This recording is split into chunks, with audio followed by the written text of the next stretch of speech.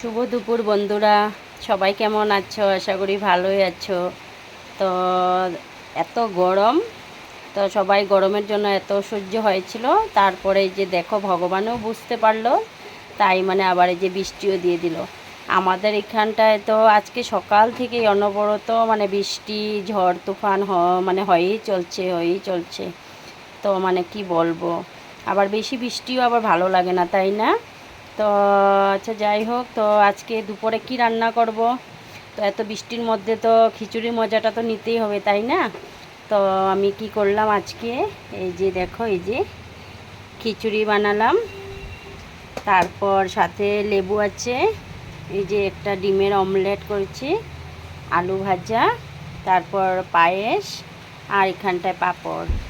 খিচুড়ি হলে আমার গুড্ডু মানে আমার ছেলেটা মানে পায়েস ভালো পায়।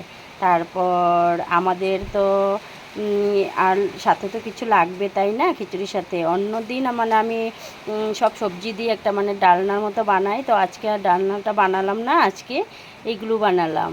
তো আশা করি কেমন লাগবে তো বলবে। কি আর বলবো, তোমরা বলবে যে সবসময় মানে আমি বলতেই থাকি যে তোমরা বলবে বলবে।